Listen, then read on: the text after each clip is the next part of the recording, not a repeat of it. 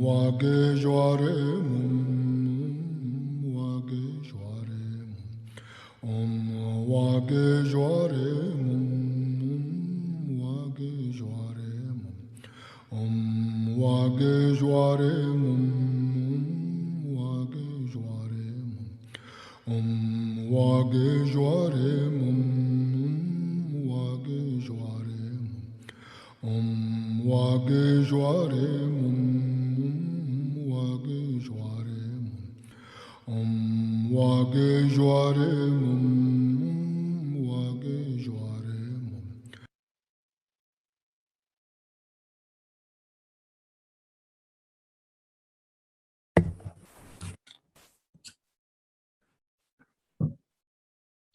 mum. Good morning and good evening to everyone.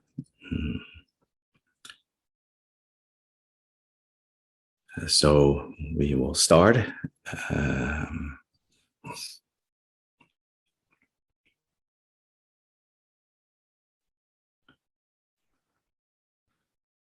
So let's begin with the usual opening recitations.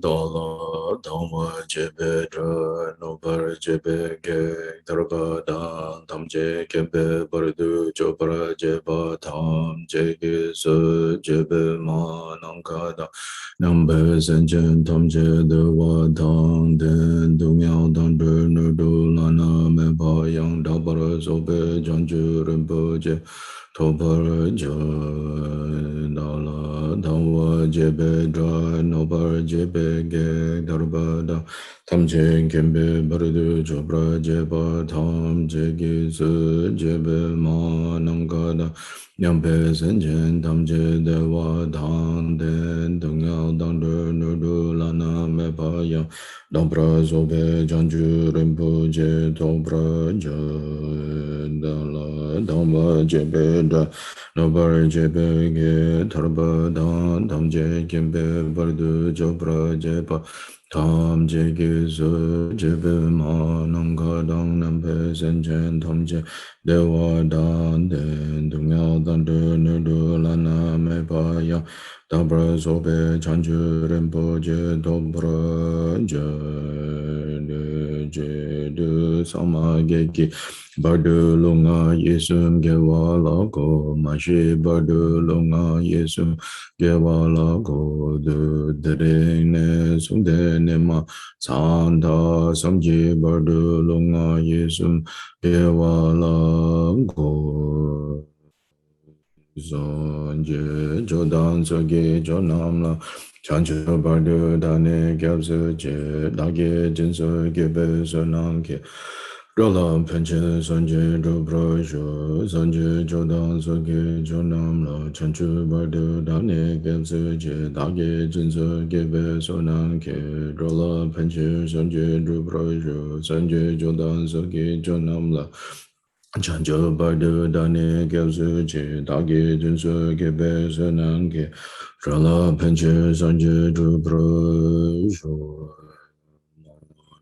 Kadang nyampe senchen tamje Dewa dang me gyudan dembro gyurje Dunya dang dunya ge gyudan rawa gyurje Dunya mepe dewa dang me rawa gyurje Nirin chadan nidan rawe danyam la nebro gyurje Kadang nyape senchen tamje dewa dang Dewa gyudan dembro gyurje Dunya dang dunya ge gyudan rawa gyurje Dunga mebe dewa dame dewa gyurje nirin chadan nidan rawe danyam la nebro gyurje Kadang nyape senchen tamje dewa dang Dewe gyundan dempra gyurje Dunya dang dunya gi gyudan dewa gyurje Dunya mebe dewa dame dewa gyurje nirin chadan nidan dewa danyam la nebra gyurje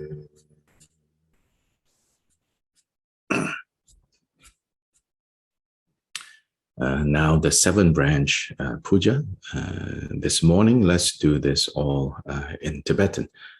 So sometimes it's good for us to be all one together using a neutral language, so to say.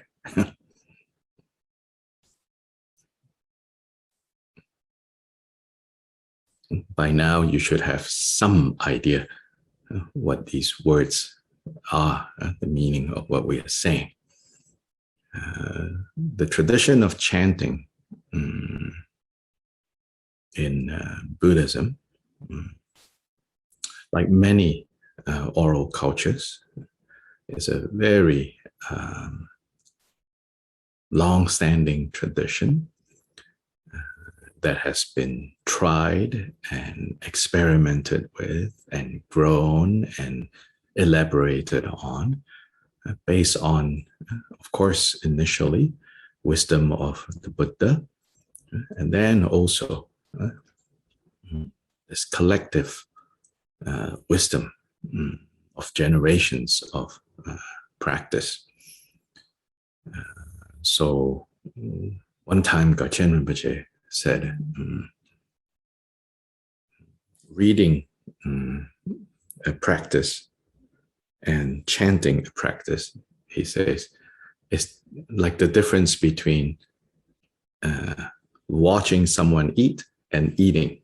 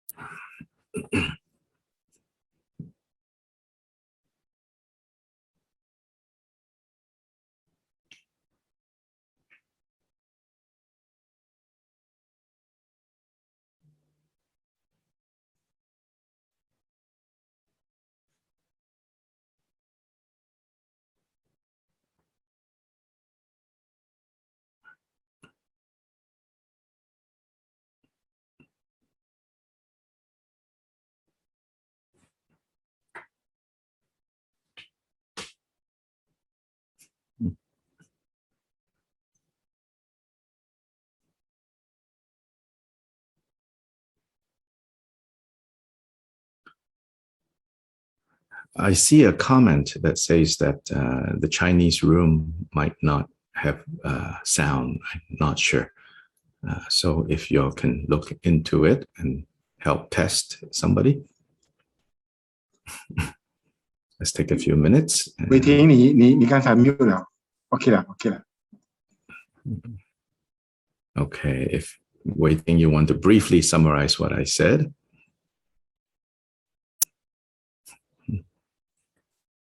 Also, recording all okay? Able to record? I think there were also some technical issue with recording.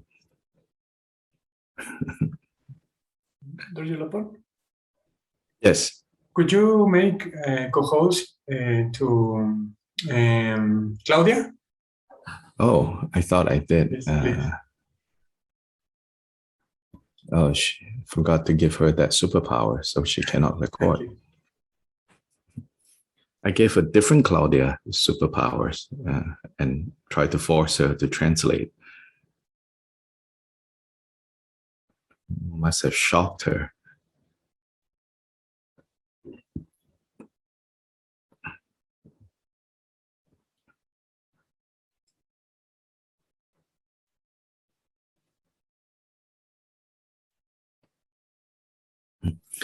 Now, of course, to be clear, in that statement by Gachen Rinpoche, he's not talking about what language. He's not talking about, oh, you have to do this in Tibetan. In fact, if you go to any of Gachen Rinpoche's events, he emphasizes, do it in the language that is native to you. So this is not talking about that it has to be in Tibetan. So first point, let's make that clear. Now, there are some lamas who insist it has to be Tibetan, but this is not, I don't want to accidentally misrepresent Gachen Rinpoche. When he says, the difference between chanting and just reading is the difference between actually eating and watching someone eat. That has nothing to do with what language it is in.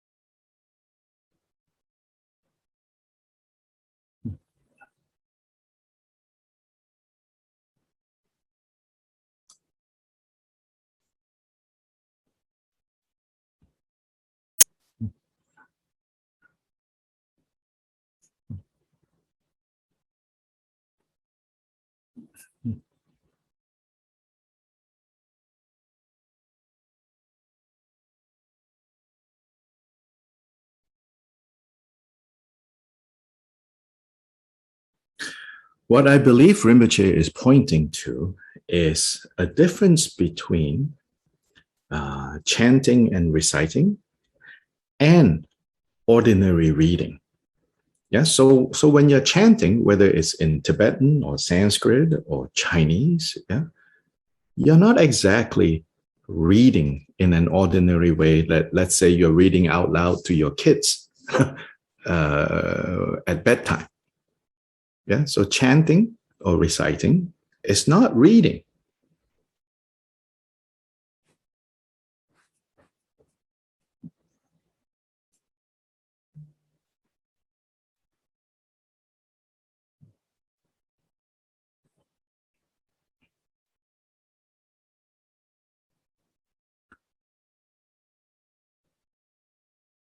So chanting or reciting is especially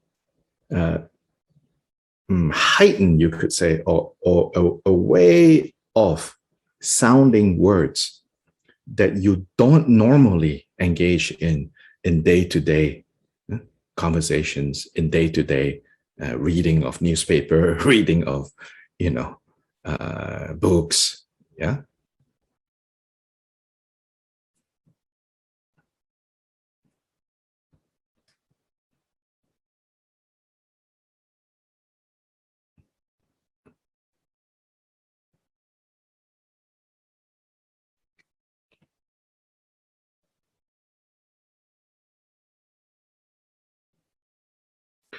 And through the test of time, through the test of so many generations, and not just within the Buddhist context, even beyond the Buddhist context, human experience, that there's something special about a different way of vocalizing words that is not ordinary. So that's what sets chanting or reciting aside from ordinary vocalizing of words.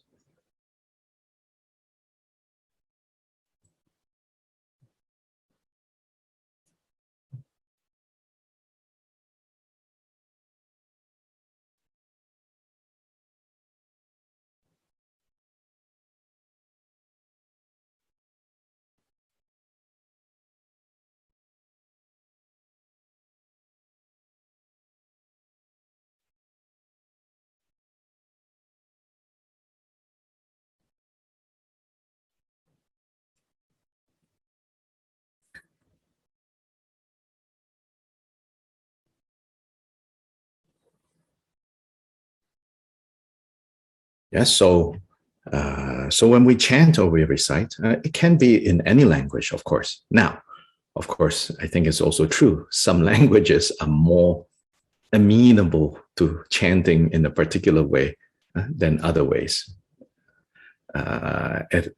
Different people have commented that it's a little bit harsh in English to chant.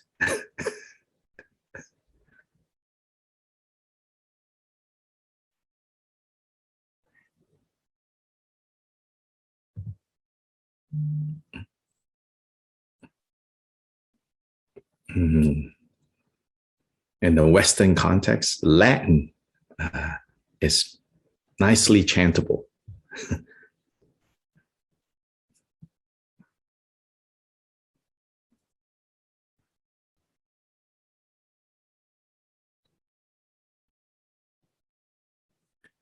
English, German, maybe less so.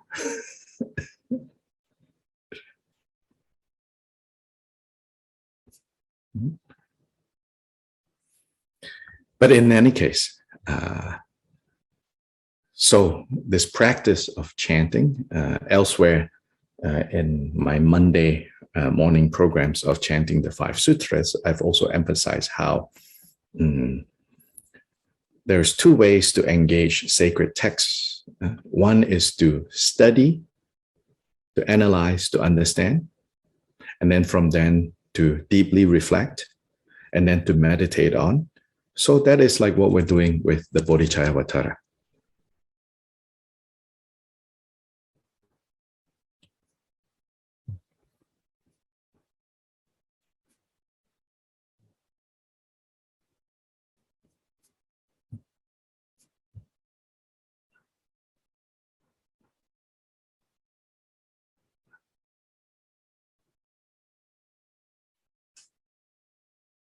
And that will give rise to special insight, what's known as vipassana.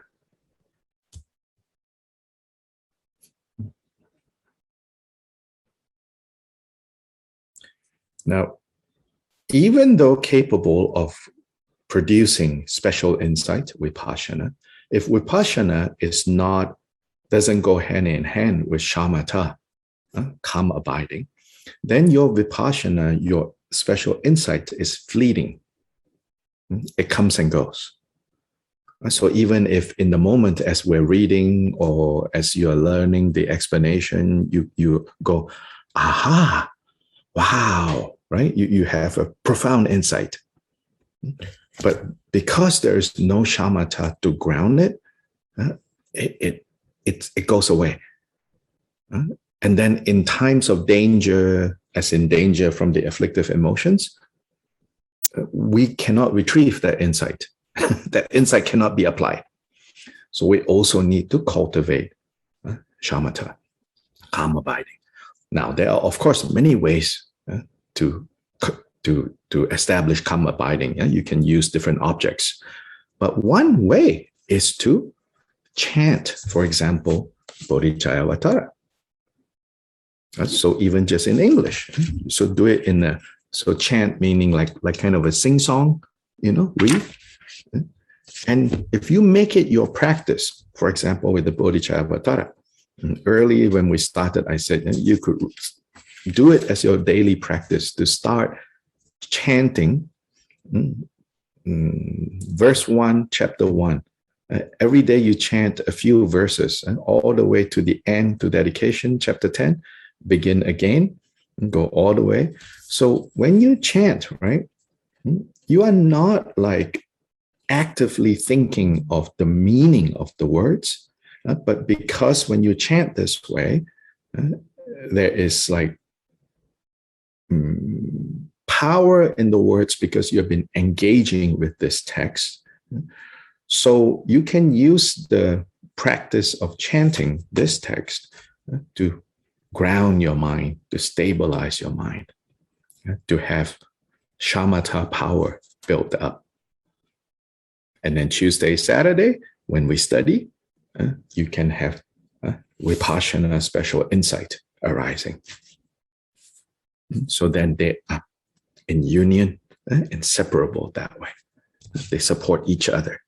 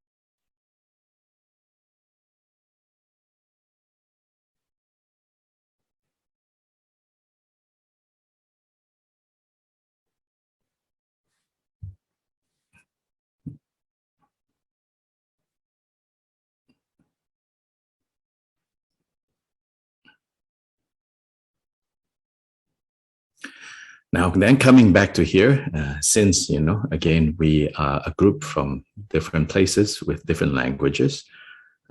So now, for today, one time, we will do the 7-branch puja in the Tibetan.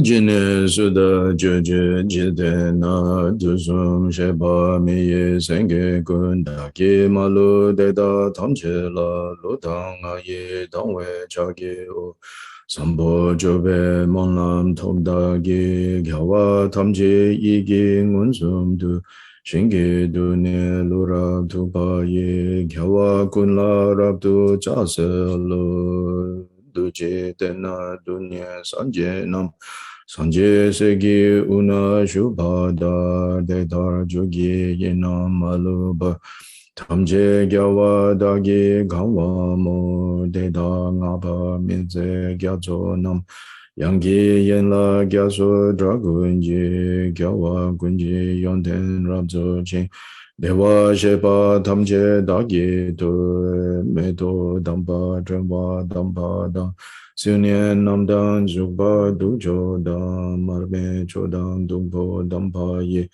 Gyawa deda lani chukpar je nasa dampa namdang rijo dang Chime purma rira myampa dang kobe kebar babe chokunji Gyawa deda layang chopar je chopa ganan ame gyajewa deda gyawa tamje layang mo sampo chola debe tomdagi gyawa kunla chasa chopar je docha shedang timu wangini ludang adan deshin yiki gyang dikpa dagi geba jejeba Deda tamche dagi sosor sha joju gyawa kundang sanje se rangya namdang lobdang mi lobdang droba kunji sonam gangla ya Deda kunji jese dayi rang gangnang joju jiten roma nam Janju rinpa sanje machak ne gompo deda dagi tamche la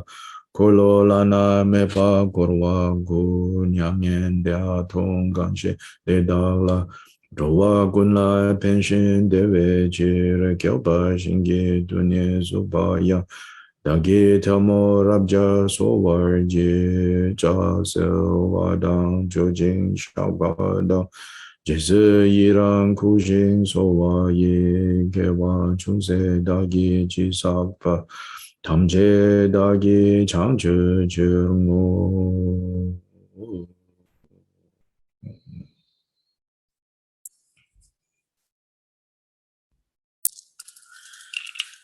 Now is the mandala offering to receive and to request and to receive these teachings. We do this mandala offering. Zoshi Bogi Jushi Meto Tam Rira Linshi Ninde Gempa De Sanje Shindu Mingte Pulwa Ye Choku Namda Shingla Gewa Sho Kusun Yongso Lame Tso Namla Chinang Sangsun Deshin Niki Ju Dalu Longcho Nangsi Yongshe La Lame chogi ngodu tseldu so cha se wadang chojing shampadang jise yirang kujing so wa ye gewa chungse dagi jisakpa tamche sobe janju jengo guru dewa dakini rana prade jaso samche namki sampadang Loyi jidra jidarwa jejun tomon tepaye chogi kolo kordu so. Zoje Chanchen Dele Naroda Mamita Popa to Jidengun Kadin Sunden Zawe Lamesha Saju Lama Yidam Chokyong La Soba De Soda Jijin Lo Gebrenge Dome Something in the Peton Sunyong Lakia. So make our Donje Chang Ba Jidengun Boshala de Tatu Sangi Kyoleme Jijilo Shi to Jijin Nengimu Pesene Kapsenda de Topa Jinjilo. Hong Jin Yujin the Chang Sampe Magisa Dumbola Yes and Joking with the Nepe Majination should go to Kandamabo Goro Kiki. Da de ke jilo jeshe so guru bema de ho me jogi ke podane de so sanje kunjing o wani ra se jogo ngon sun ton se pa la sa we la me shab la so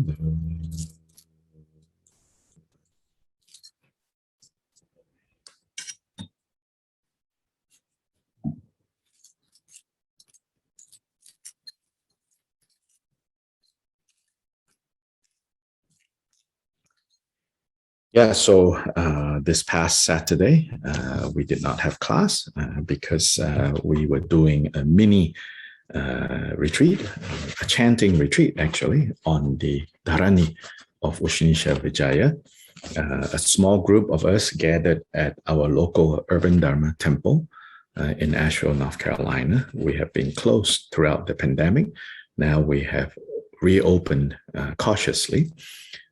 So the most number of people we had this weekend was maybe 7 or 8 people, nicely spaced out. And, we asked that people are fully vaccinated before they come and all of that. And then also many were wearing masks. So it all went really well. And us doing it in the small group at the temple is to support an online retreat hosted by Tibet House in Guatemala. And so online, there were maybe 50, 60 people who participated. And I think everybody had a good experience. Also online, many people also made mini shrines for the Ushnisha Vijaya practice to kind of personalize the practice. Often, like before pre-pandemic, when we go to an event, when you arrive, everything is already done. Then you don't really get a sense of like the fullness of what is involved. You just think, oh, it's just there. And then also you have not much understanding of what's like on the shrine.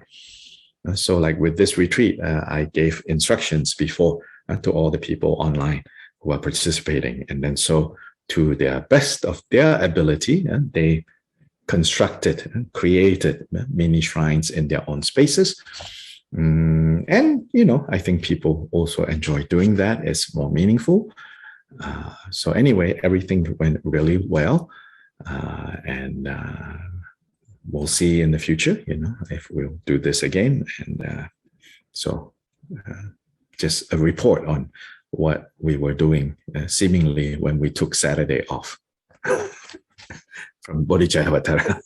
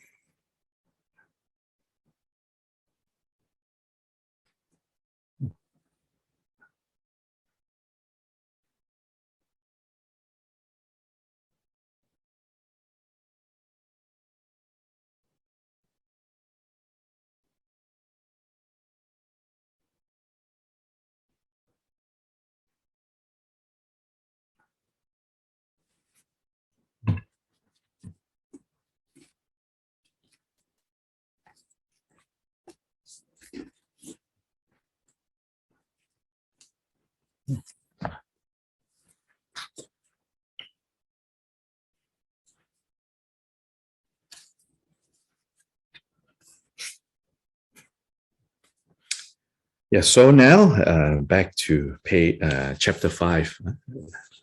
So this chapter, it's, if you remember, zooming back out,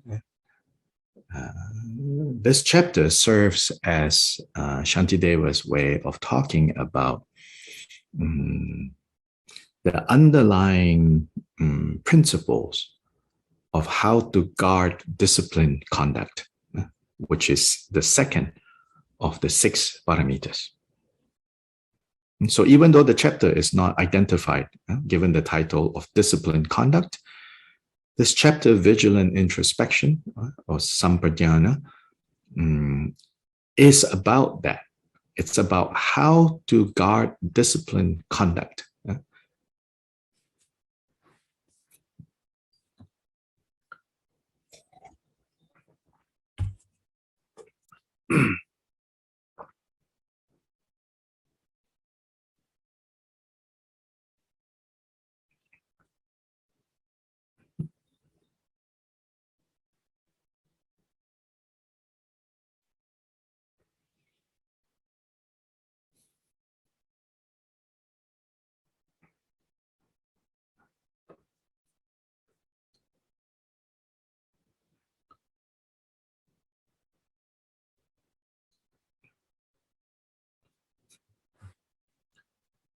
So to guard discipline, so here, Shantideva doesn't explain this chapter. He did not, like go through all the precepts that the monks have to observe. But remember, originally he spoke this, he taught this to his fellow monks, right? So he's not going through, rule number 1, rule number 2, rule number 3. Rather, he's giving like the overall discipline. The mental attitude and understanding. So in particular, then, it's what this chapter is. It's about, first we need to know what the Buddha taught as causes of happiness and causes of suffering, what to adopt and what to abandon. That has to be clear. So this chapter title can also be translated as clearly knowing. Clearly knowing, meaning clearly knowing what are the causes of happiness and what are the causes of suffering. Without that clarity of mind with regards to what causes happiness and what causes suffering, how can we guard disciplined conduct?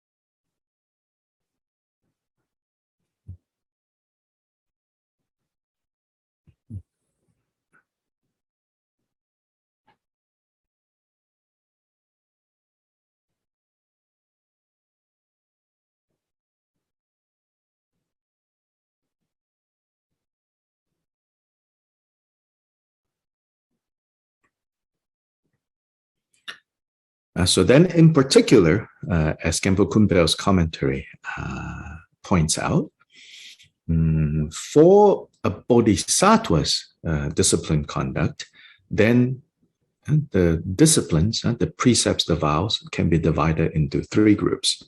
First, to avoid non-virtue. Second, to engage in virtue. Third, to benefit beings. And so now we're in the section of benefiting beings and in the second section of benefiting beings. In the first section of benefiting beings, Shantideva talked about the things that we can do to attract beings to the Dharma.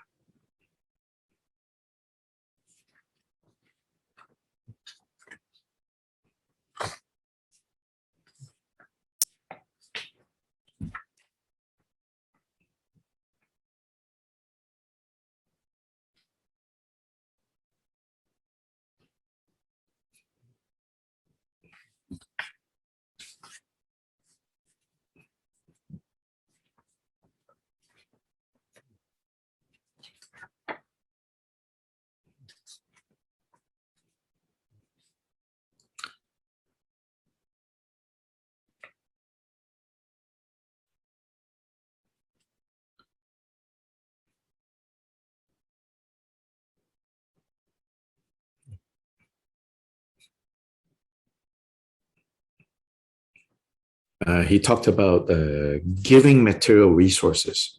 In particular, he talked about giving food and how yourself, you should not only focus on yourself. You should see that other people have to eat too. Then he talked about potentially even like giving your life, your body to others. But then he also cautions, he says, you cannot kind of do that frivolously. And then finally, he talks about giving dharma to others. But then at the same time, also he talked about how, again, you cannot carelessly give dharma to any and all occasions. So in all three of these types of givings that he talked about, giving material resources, giving even your life, and giving dharma, he talks about appropriate ways of doing it and inappropriate ways of doing it. So that is verses 85 to 90.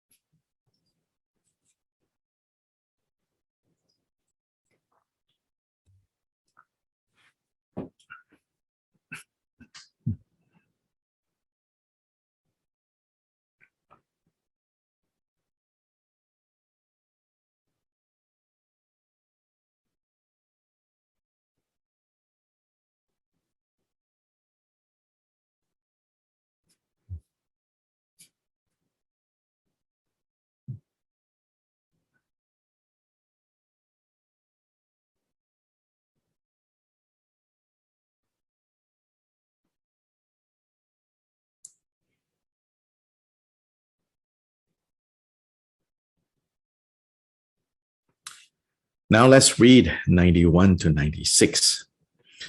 When you spit and throw away your toothsticks, you should cover them. And it is wrong to foul with urine and with other filth the fields and water fit for public use. When eating, do not gobble noisily, nor stuff and cram your gaping mouth. And do not sit with legs outstretched, nor coarsely rub your hands together. Do not travel, sit, or stay alone with women of another house, and all that you have seen or have been told to be a cause of scandal, that you should avoid. Not rudely pointing with your finger, but rather with a reverent gesture showing, with the whole right hand outstretched, this is how to indicate the road. Do not wave your arms with uncouth gestures. Express yourself instead with unobtrusive signs, with gentle sounds and finger snaps, for acting otherwise is impolite excess. Lie down to sleep in the preferred direction, in the posture of the Buddha when he passed into nirvana. And first, with vigilance, decide that you'll be quick to rise again. So I think it's fair to say, when you look at this, there is a historical, cultural context to this advice. But once again, I think before we too quickly say, oh yeah, this doesn't apply to us, but there are lessons to be learned.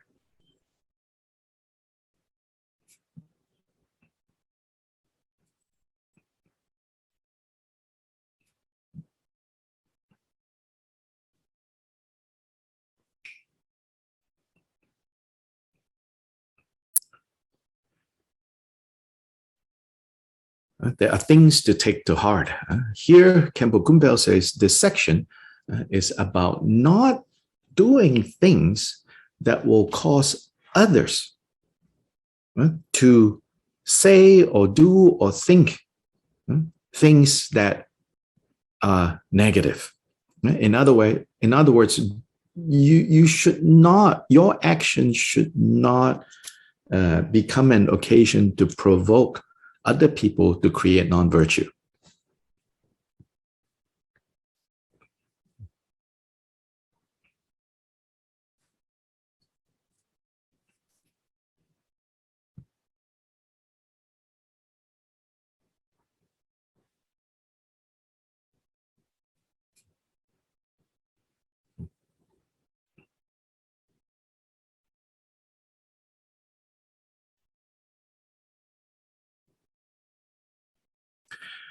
So especially, those of us who are very excited by all these Vajrayana stories of Mahasiddhas acting outrageously and all of that.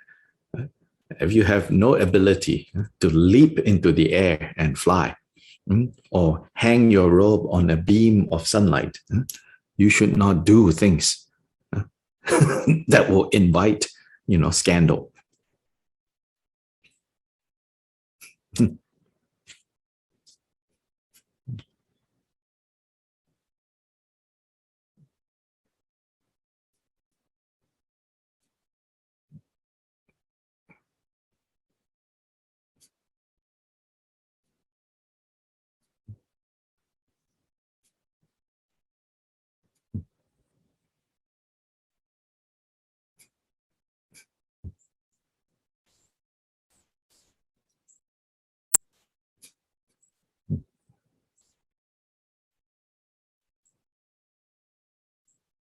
And in my opinion, if you have conducted yourself in a way to have invited scandal, right? And even if it is because you are doing it for the benefit of others, then, in my opinion, when you're prosecuted for it or lawsuits come, you should not fancy hire. You should not spend people's money hiring fancy lawyers to defend you. You should just accept the sentence and go to prison. Well, God knows there are lots of beings in prison who need the Dharma. If you're busy hiring fancy lawyers to fight your case, then it tells me something. You're not ready to act like a Mahasiddha. At least it's telling me that.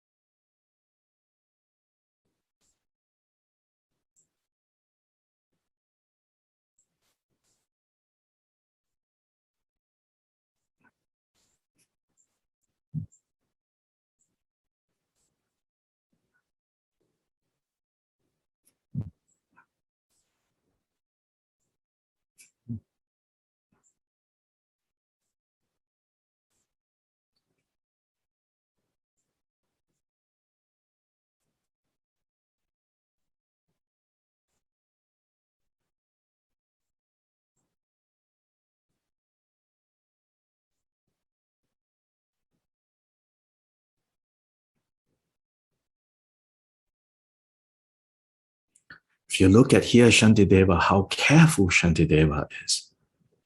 He's talking about very minor things. Even these minor things, he says, we need to be careful. So he starts with, when you spit and throw away toothsticks.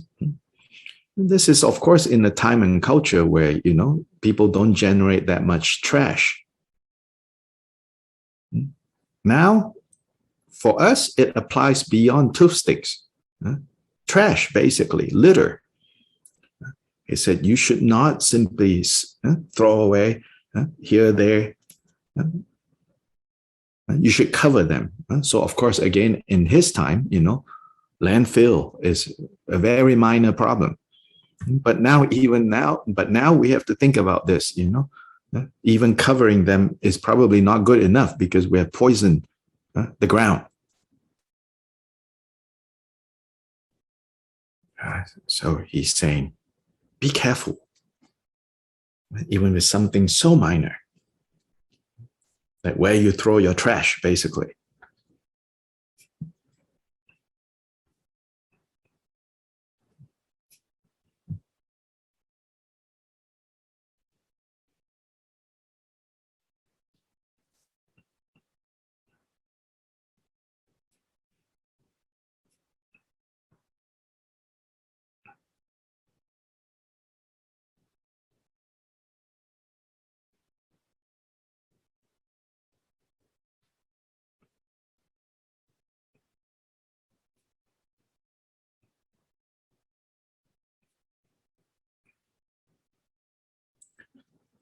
Don't pollute the fields and the water with urine and feces. So this is, of course, at a time where, indoor plumbing is not available.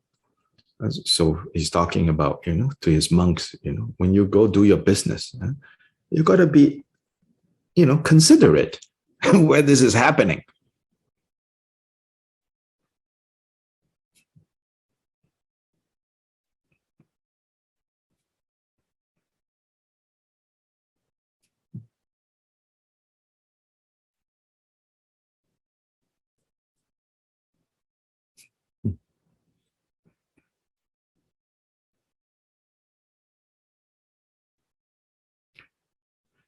He starts first with the effect. Now he goes to the cause.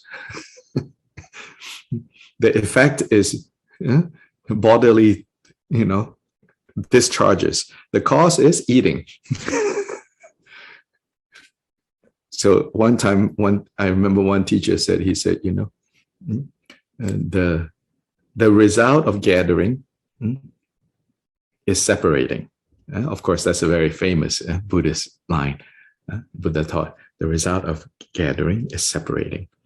Then this teacher said also, the result of eating is defecating.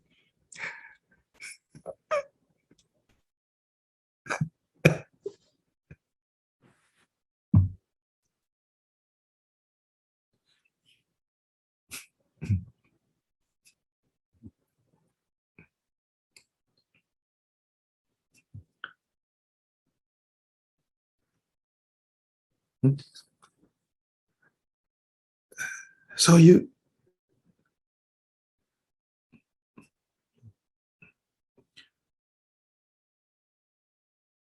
you can really see, how careful Shantideva is. He's going down to the bare minimum. Yeah. If you don't eat, it won't work. If you don't defecate, it will not work. He's going to the bare minimal ground. And at that level, he says, do not scandalize. Do be careful. Yeah, even doing the most basic necessary things that we have to do, don't allow those to be occasions for other people to suffer or to create suffering. And so here he says, when eating, do not gobble noisily. Gobble, gobble. Do not stuff and cram your big mouth. Then in the context of like eating, don't eat like, until, your legs are stretched and then you have to unbutton, your pants. And then this coarsely rubbing hands together is basically like, So he says, don't do this.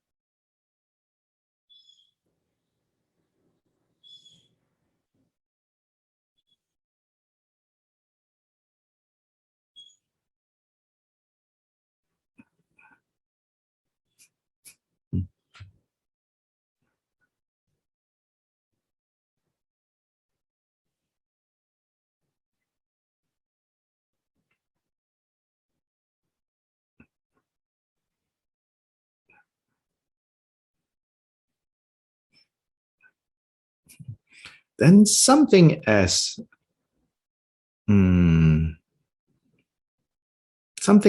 just simple, not much, just a fleeting. And the next verse, it's about like, it's basically, it says, when someone asks you for direction, which means, to me, like it's a very fleeting, not like what I understand here is like, even with a brief interaction with someone, if someone is asking for direction, that means they're a stranger here, probably don't know you, don't know them. Even that, he says, you according to the standards of his times, he says, don't rudely point with your fingers. Oh, go there, like that. He says, like, go there, kind of like this polite gesture. Oh, go that direction. With your whole right hand.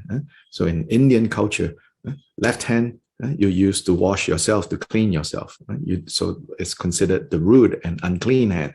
So his point here is, whatever culturally appropriate way to show respect and consideration, even to a stranger that you're only having a very fleeting encounter, as with someone asking you for direction. Don't do things that will cause that person to either be annoyed with you or and then as a result, remember, you are a bodhisattva. If they're annoyed at you, they create a lot of negative karma. Remember earlier it says, you have become a dangerous object now. Because any virtue or non-virtue done towards you multiplies in results. So you got to be careful like that, Not the other way around. Some people say, I have taken the Bodhisattva vow.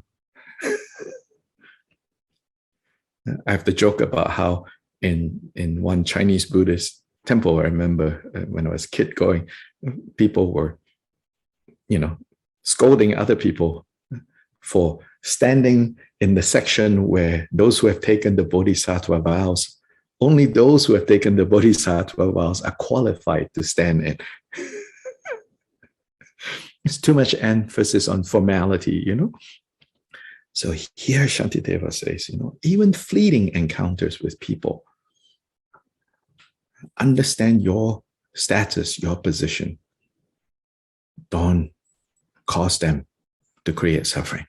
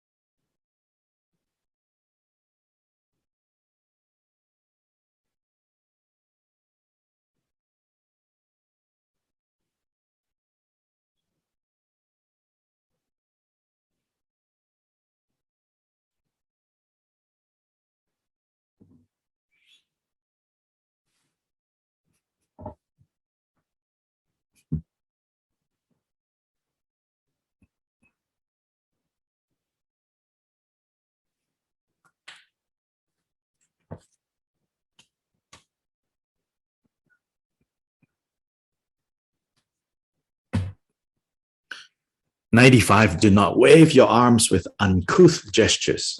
Express yourself instead with unobtrusive signs, with gentle sounds and finger snaps, for acting otherwise is impolite excess.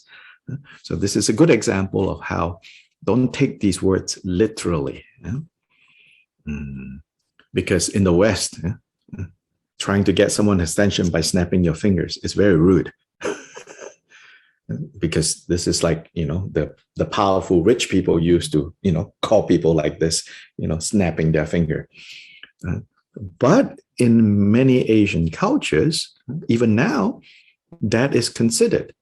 So again, Shantideva's point is not that these are universal rules. It's the underlying point is don't, like make a big scene. To get someone's attention, to communicate, use subtle means of communicating. This verse 95, you can also see it as a training for, in the context of like teachers and students. You can see it, and from there we can also learn beyond teacher and students is how we relate to people around us. It really calls for paying attention. I've said in the past, if you look at like some teachers who have like students with them, and especially like their attendants, like for example, His Holiness and his attendants. Most of you, I think, don't notice. You miss the ways that he's communicating with his attendants, and the way that his attendants are paying attention. He's he could be like doing a program with tens of thousands of people. He just needs to look up one eye, one corner. His attendant knows. He looks at his attendant. Then the next look, he looks over there at the object that he wants. Immediately, the attendant picks up on that and knows what to bring. This is about paying attention. Well, we talk so much about mindfulness, and we think that, oh, you only apply it when you're at a retreat. Mindful. No, this is like the kind of mindfulness that really comes, is applied at all times, and it comes from a place of devotion. Now, ultimately, devotion to each other, paying attention to each other. We have, lost this ability, in part because we're used to uncouth gestures and obtrusive signs. So we don't need to pay attention to each other because we know that when we need something, we can do this. Then only people are like, oh, yeah. Then we can all kind of like get lost in our own worlds and be self-absorbed. This is such a way of behaving, of training yourself. So like these attendants, they also become very aware and sensitive of other people's needs in relation to how they are training with His Holiness. You see them applying it to others too. They're very observant. So something as little as this, it has profound implications.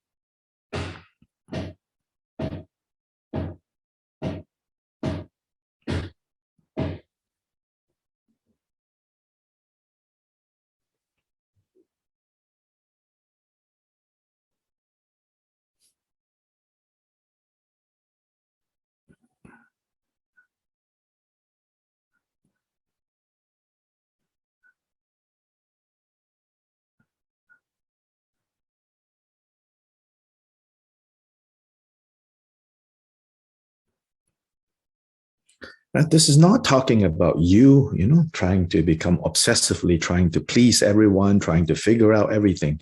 No, it's not that kind of energy.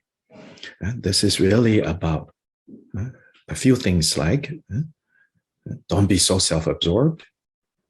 Don't be lost in, your own world. Be observant, be attentive, pay attention. Don't wait until, big gestures happen before you know what is going on. This is how we train.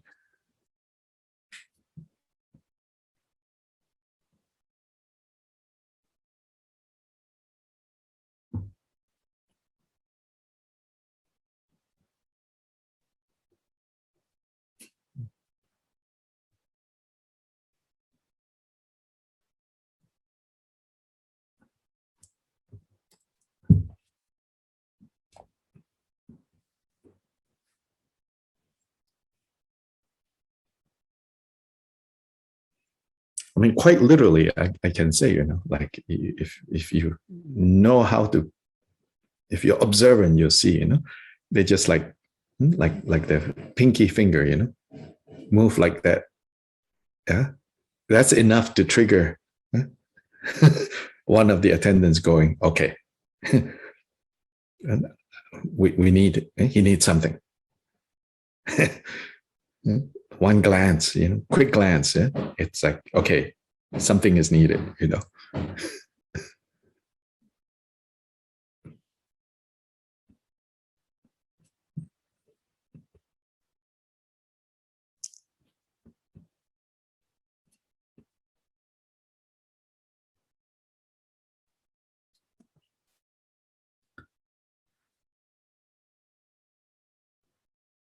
Finally, to lie down in the preferred direction, in the posture of the Buddha when he passed into nirvana.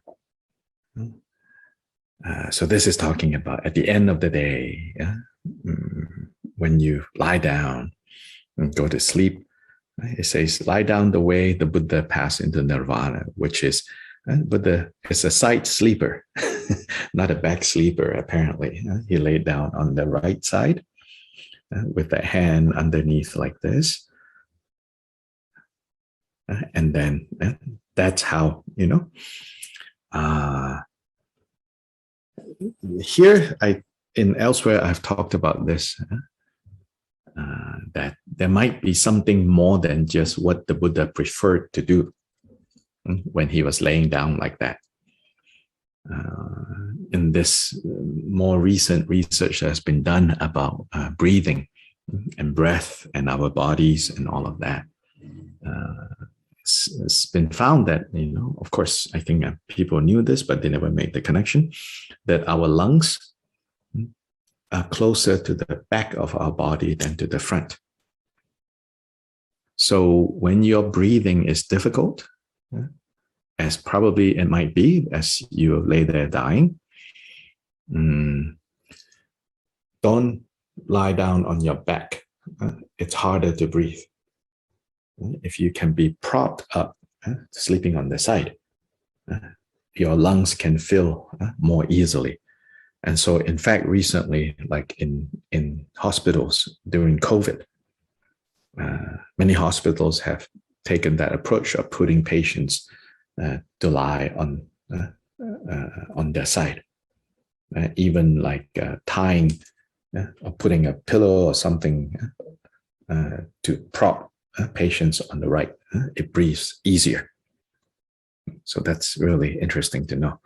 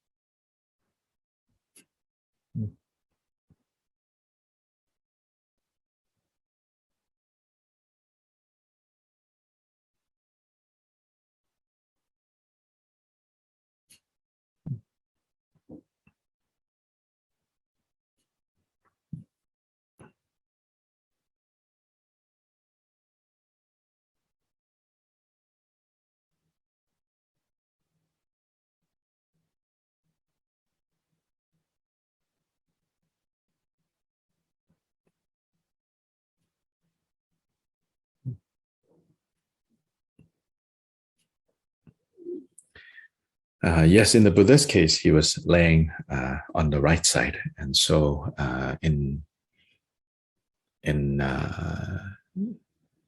like Ayurvedic medical traditions, right, left side of the bodies is different, like energy patterns and things like that. So there are explanations of that sort. But also, again, in more recent research about breath, they found that, first of all, nasal breathing is healthy. Mouth breathing is not.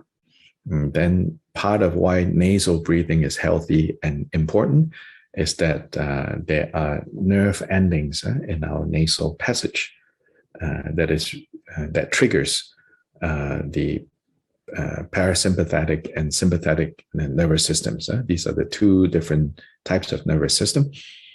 The sympathetic nervous system is the one that makes you, we call it fight or flight. When danger comes up, your heart starts beating. Then you either decide, like you want to fight or flight, run.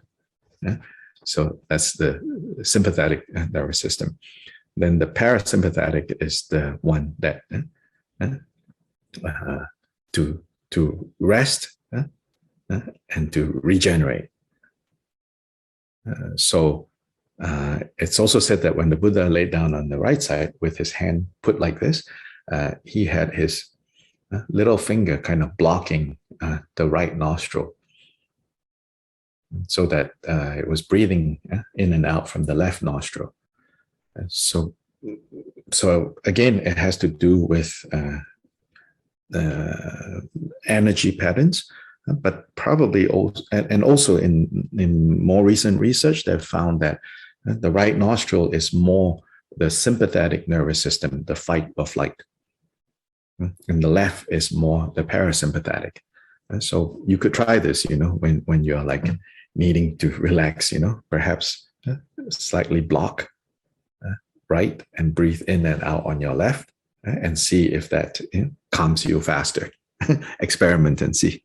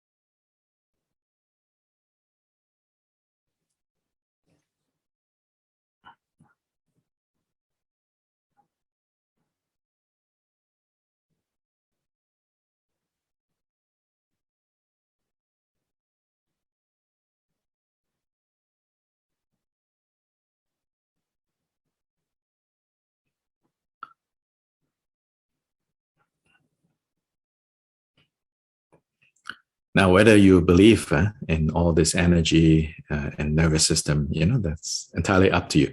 The next two lines, I think, is very applicable. Right? It says, "At first, with vigilance, decide that you'll be quick to rise again."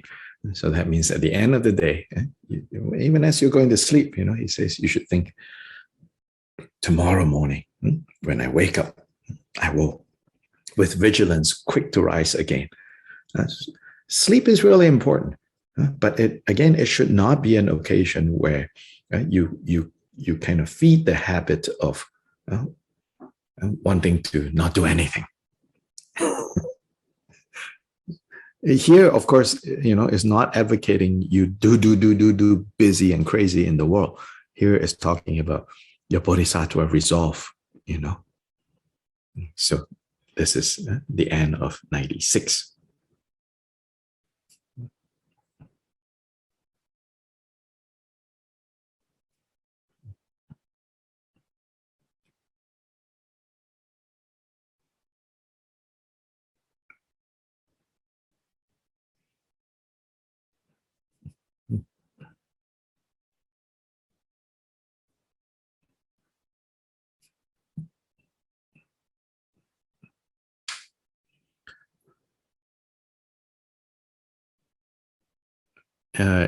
In the past, where there is less technology, people's body and minds are more integrated. So what Shantideva is talking about here is also how the ability to set your internal alarm clock. Now, I know this from, like when much younger with much less technology, that you could set your internal body alarm, your internal alarm, that I want to wake up at 7 tomorrow. And then right there, you can wake up. But as we more and more rely on external things to remind us to wake up, body and mind out of sync. So here is also talking about body and mind in sync.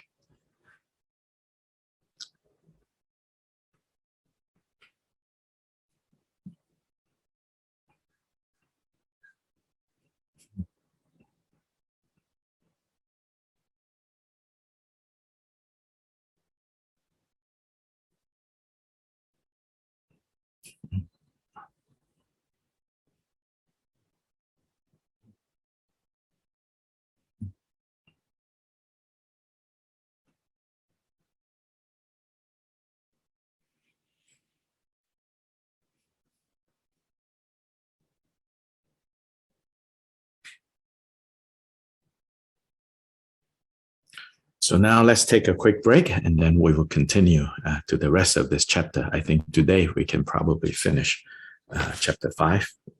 Let's see. And then Saturday we start chapter 6. Yeah, we'll take a short break.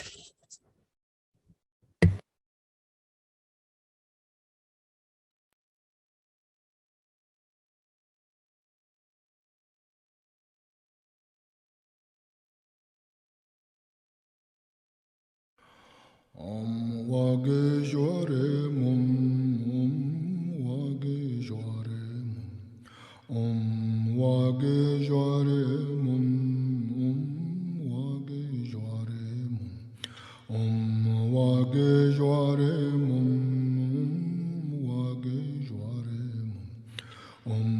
wage jore mum, wage jore mum,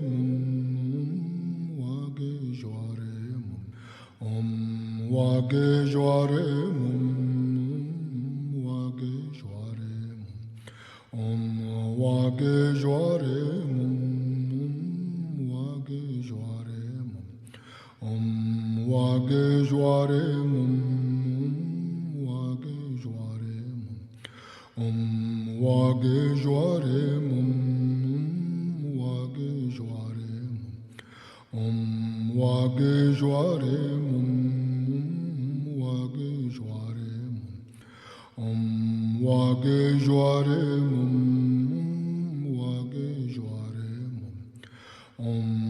mum, wage jware mum, wage jware mum,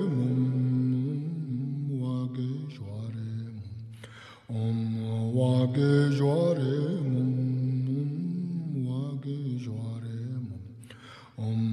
wage jware mum, wage jware mum. Wage jware mum, wage jware mum, wage jware mum, wage jware mum, wage jware mum, wage jware mum, wage jware mum, wage jware mum, wage jware mum. Wage jware mum, wage jware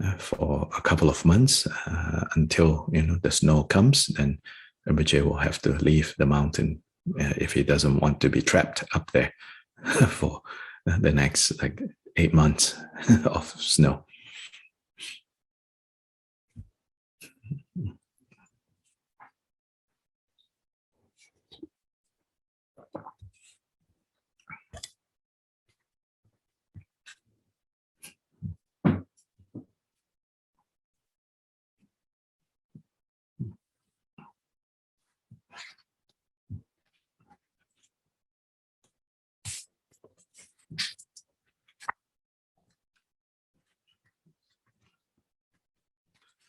So now let's read 97 to 107.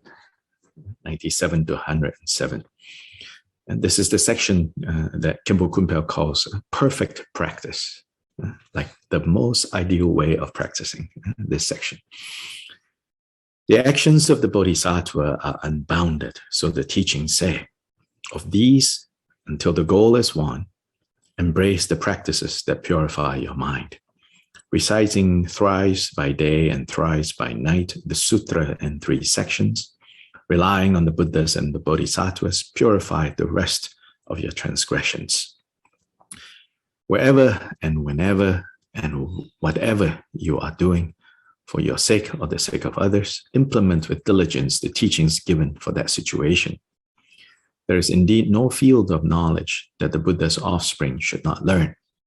For those who are well versed in all these ways, there is no action destitute of merit. Directly then or indirectly, do nothing that is not for others' sake, and solely for their welfare, dedicate your every action to the gaining of enlightenment. Never at the cost of life or limb, forsake your virtuous friend, your teacher, learned in the doctrine of the Mahayana, supreme in Bodhisattva discipline. Learn how to attend upon your guru, as described in Sri Sambhava's life. This and other teachings of the Buddha you should understand by reading in the sutras. Indeed, within these sutras, all the practices are found. Therefore, read and study them. The Sutra of the Essence of the Sky is the text that should be studied first. All that must be practiced constantly is clearly and extensively explained within the digest of all disciplines. So this is something you should read repeatedly.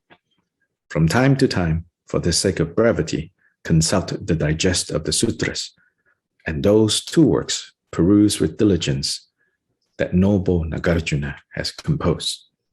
Whatever in these works is not proscribed, be sure to undertake and implement, and what you find enjoined there, perfectly fulfill. And so protect the minds of worldly beings.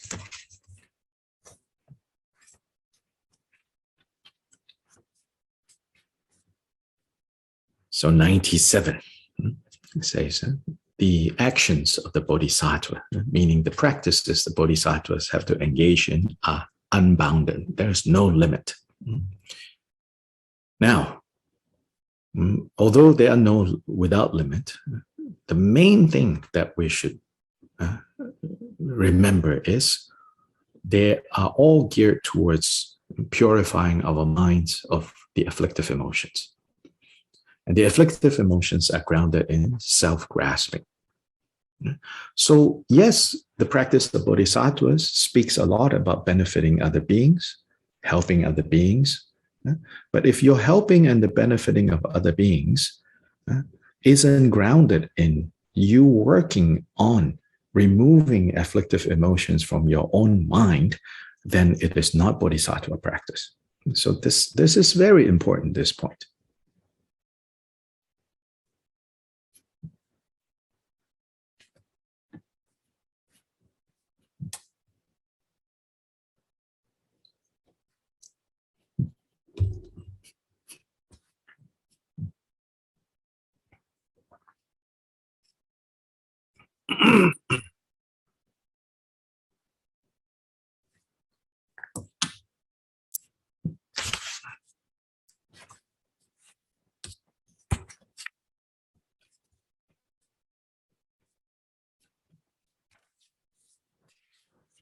Now,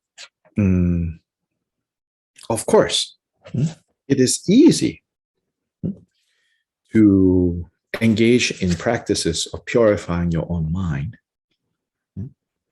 in a way that is narrow, in a way that is self-centered.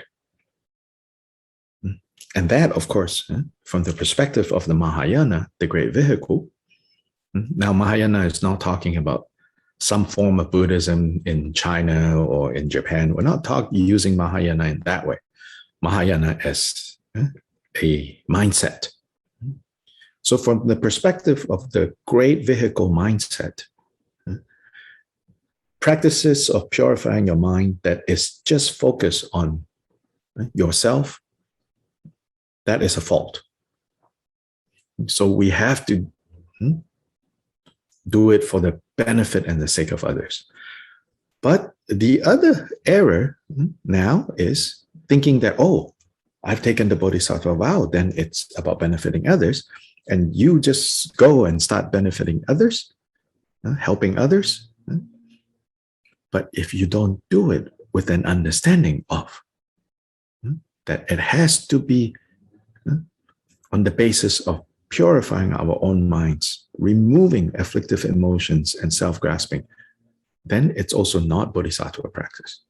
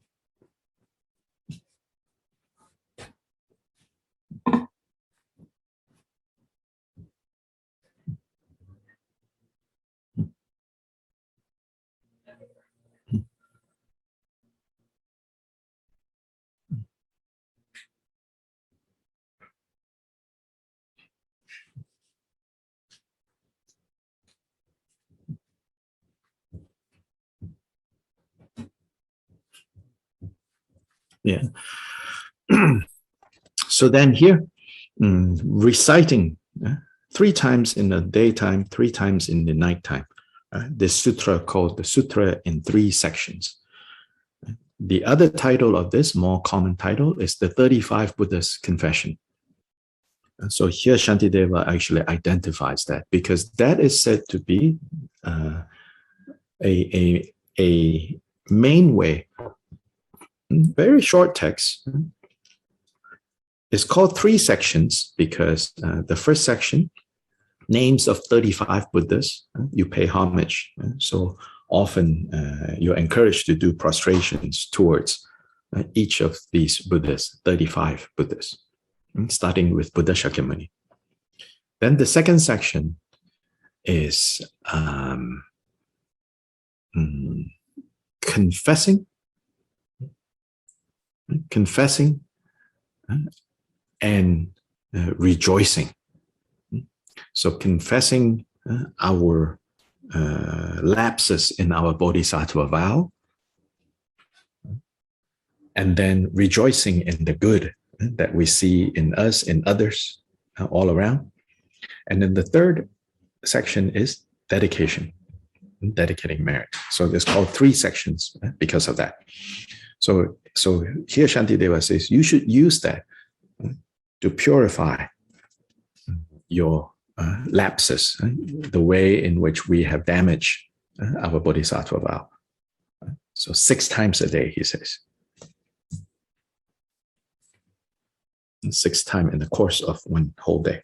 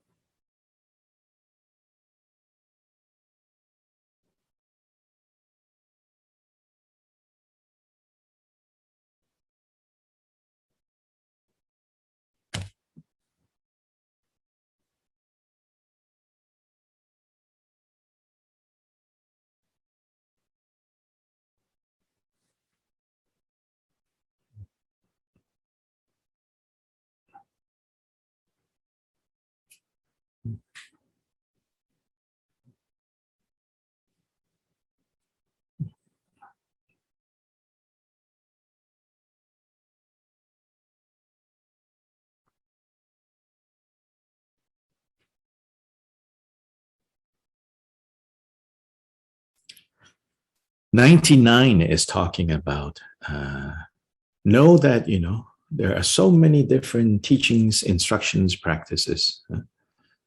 And you need to know in which situation, whether you are doing things that are improving yourself or helping others, there's an appropriate teaching, an appropriate practice to apply. So be aware of that and work on finding the right teaching for the right situation to illuminate what is going on and to have a course of action. So that's 99.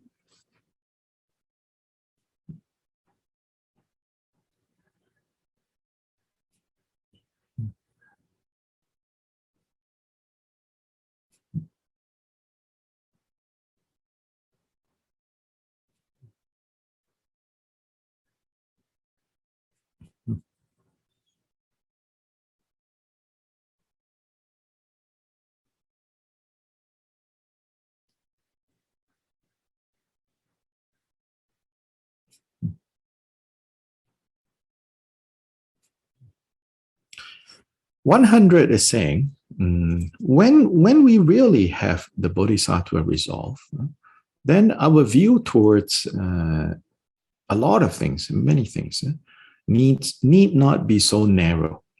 In the beginning, our attitude to all the things that you can know in the world at the beginning, probably we need to kind of say, no, I don't have time to do all these things, learn all these things. I need to really focus on the Dharma, helping me see my own afflictive emotions and how to remove all of that. But then here, Shantideva is also saying, but once you have really feel confident in your Bodhisattva vow, Bodhisattva resolve, then your attitude towards all the different things that you can learn about need not be so tight and so narrow. And now you can think of all these possibilities as, well, probably if I get to learn about that and learn that and know that, it could help in my fulfilling of the vow of benefiting beings. So here it says, there is no subject that is completely lacking in any quality, lacking in any merit for someone who is committed to the Bodhisattva vow. So the Bodhisattva vow actually can change things that are in the past considered pointless, useless. But with the Bodhisattva vow, there is the possibility that it now is no longer useless or pointless because it can be mastered, it can be learned as one to be applied in the right situation to benefit beings.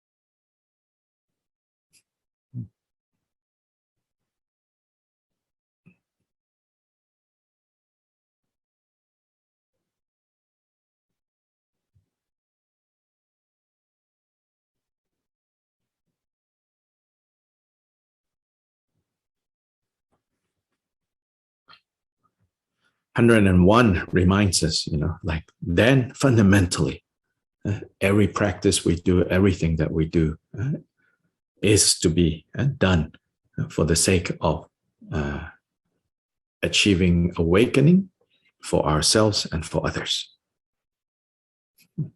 And for ourselves, because if we are not awakened, we cannot we don't have the means of waking up others.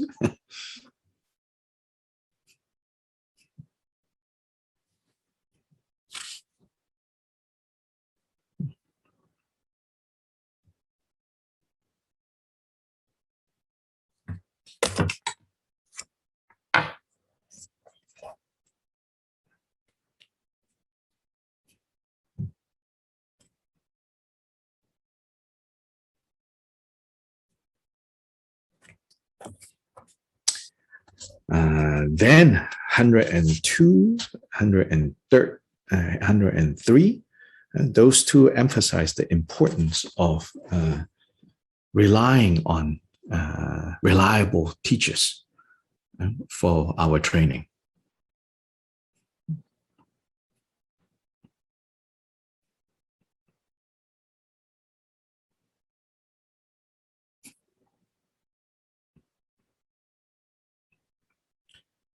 So here, these teachers are called virtuous friend. So of course, the Shantideva's notion of friend is different from our notion of friend, especially our notion of friend in the West. It's a very casual thing. This is not. This is really talking about our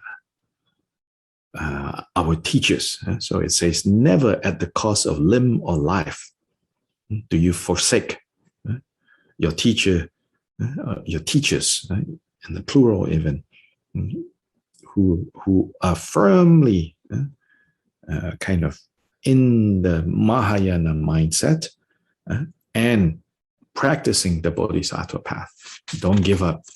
Don't be separated from such individuals.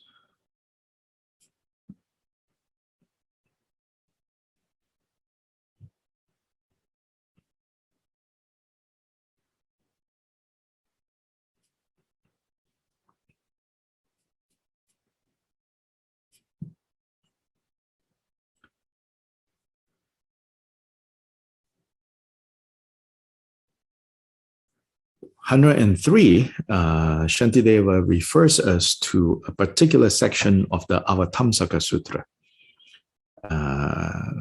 where it's called the life story of Sri Shambhava. There's one section where it tells us, how we should relate to our spiritual teacher.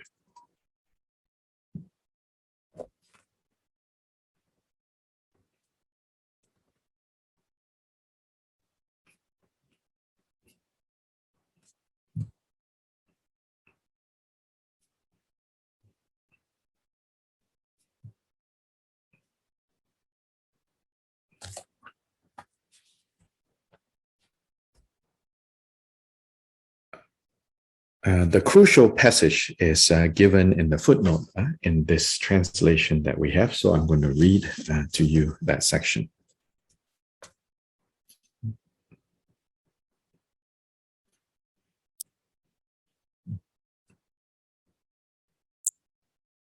It says, if you would pay due homage to the spiritual master, let your mind be like the earth.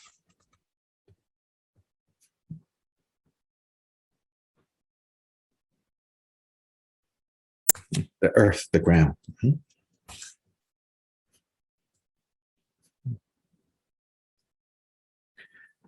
Never tiring of the burden of supporting everything.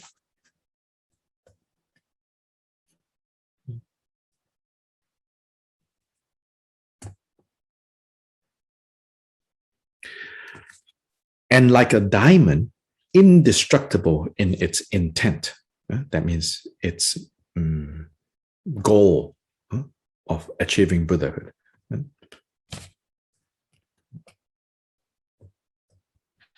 Sorry, Dr. Lai, can you repeat again? Like a diamond, indestructible in its commitment.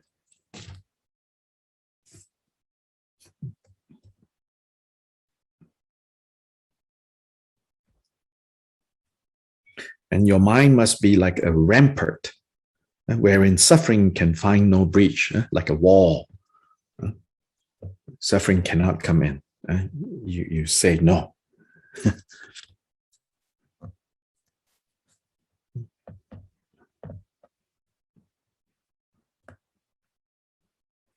Like a devoted servant, never complaining about what needs to be done.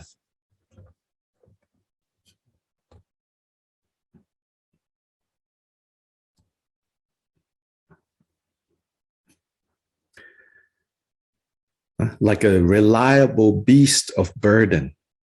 So in modern times, we don't need beast of burden. We say like a reliable truck, never resting.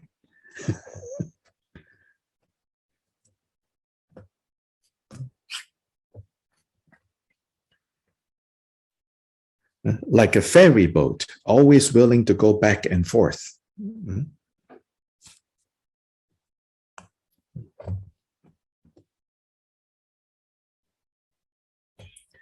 Like a perfect child, never tiring in kind of listening, paying attention to the parent.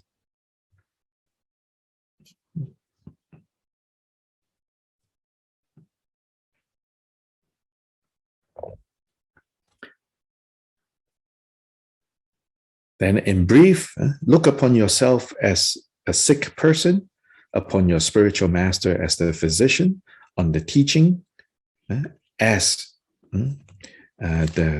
the prescription for healing, and as your practice, and your practice as your way to regaining good health.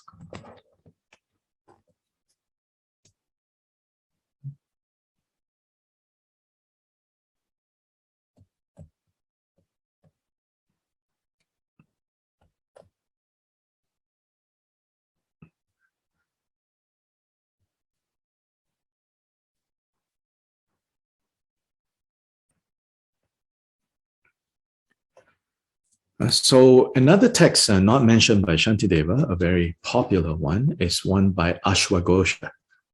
There is a text called the 50 Verses on Devotion to the Guru by Ashwagosha. It's not a Vajrayana text. It's a general Mahayana text. And so that is a good resource to also look at. They've been translated online. Available online in English. Is called 50 Verses on Guru Devotion by Ashwagosha. Mahaming Pusa.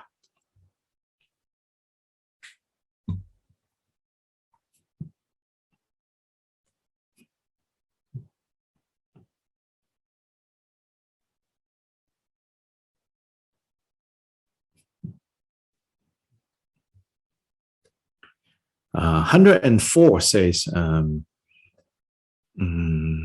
therefore, in all the sutras and the commentaries, there are many details. But particularly, he identifies in 104 the Akashagarbha Sutra, or the Sutra of the Essence of Space or Sky. And he says, go look there. So Akashagarbha Sutra has a discussion on particularly the ways in which we damage our bodhisattva resolve, and therefore the things that we should guard against. I think 18 major downfalls and 46 minor downfalls. I think the Akashagarbha Sutra. And that sutra, I think 84,000 has translated into English. 虚空藏经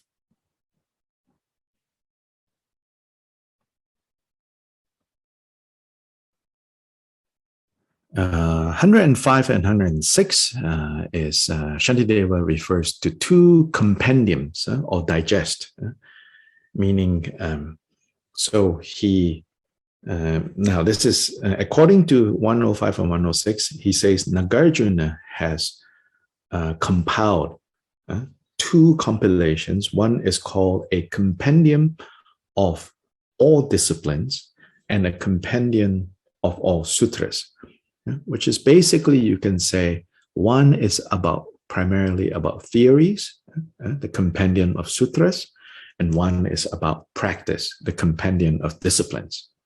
And so you could also say as one is basically a compilation of all the essential points found in the Sutra Pitaka, Sutra basket, and the other one is all the trainings necessary that are found in the Vinaya Pitaka, the Vinaya basket of the three baskets. So these, so Shantideva says we should refer, we should get more information and teachings from these two compendiums. And he says by Nagarjuna.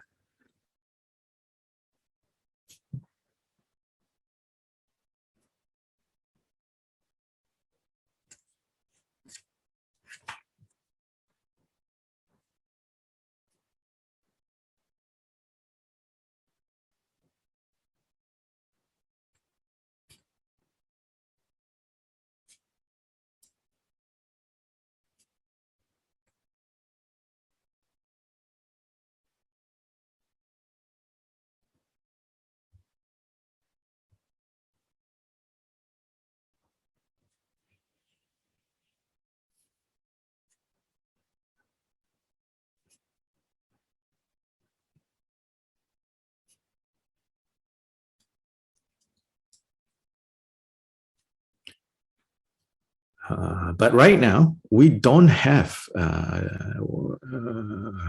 in existence either of these two texts that were by Nagarjuna. If they existed, they're lost now.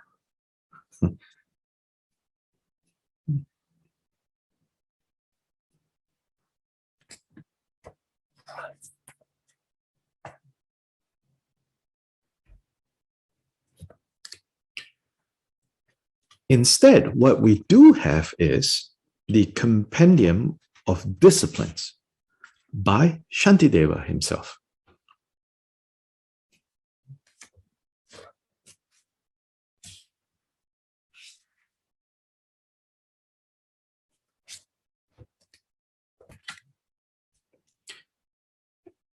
And apparently, Shantideva also composed a compendium of sutras, but that one, again, not available right now, lost.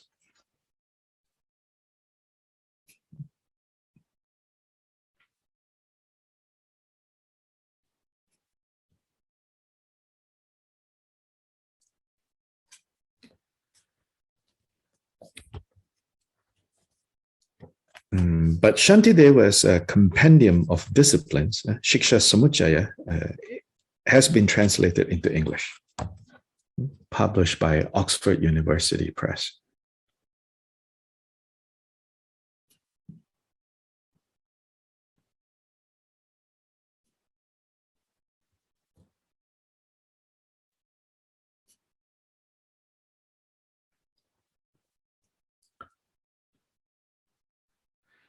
Verse 107 basically says, it says, whatever in these texts, in these sources that he mentioned, that has not been proscribed, then you should practice. And then especially what they prescribe, you should do the best that you can. And in that way, you protect the minds of all beings.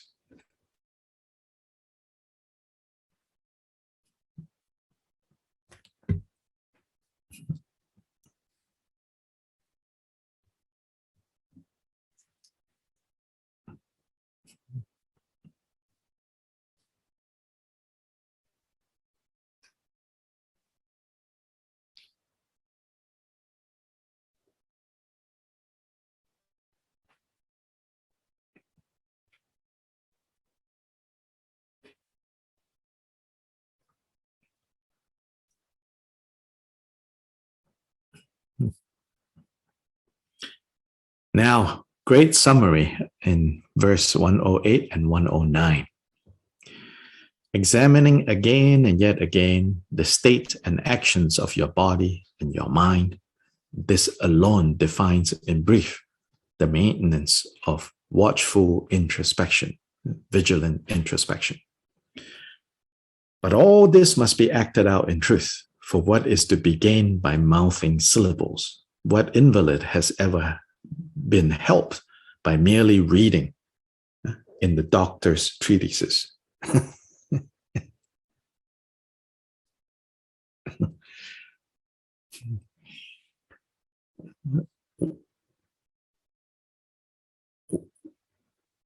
(108) summarizes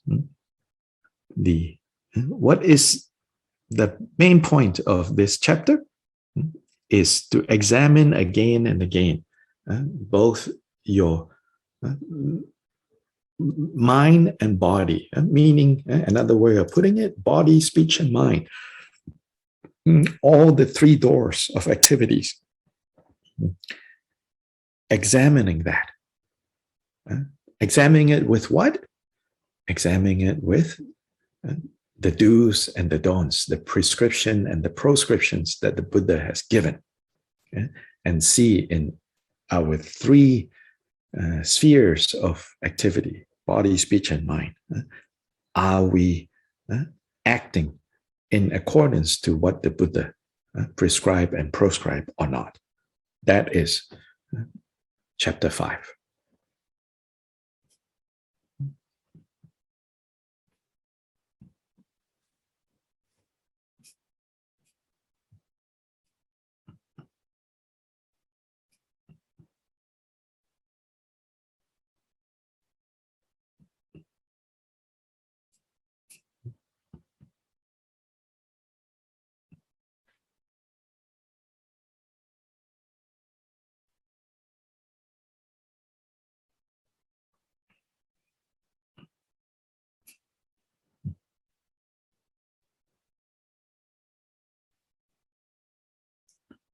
(109) says, no amount of reading medical texts is going to heal anyone. So we have to put into practice.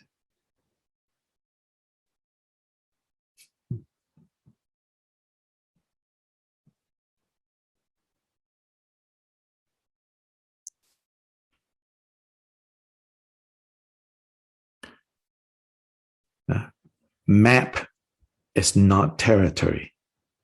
Menu is not the meal.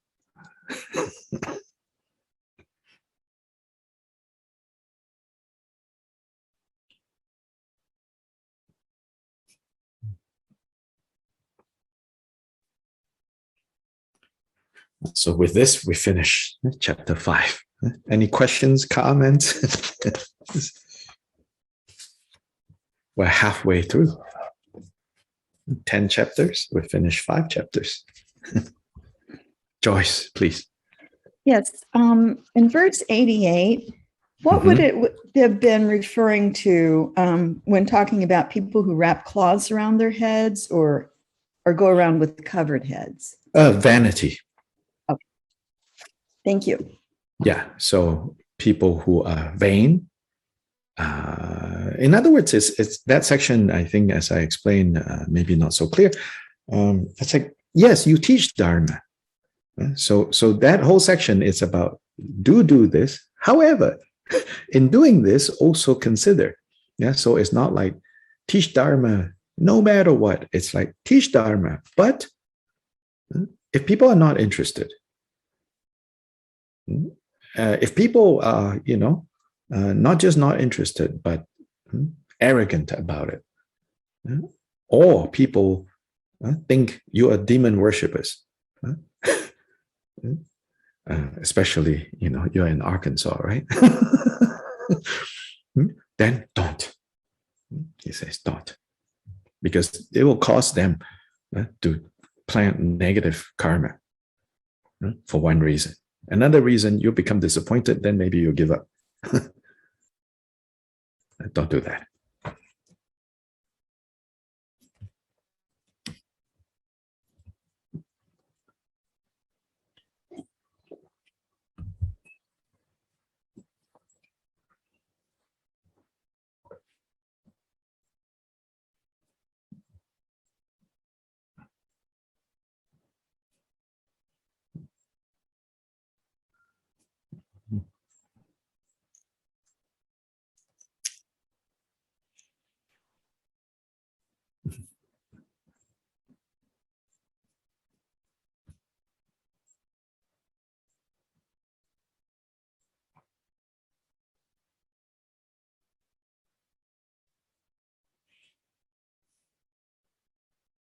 Other questions or comments?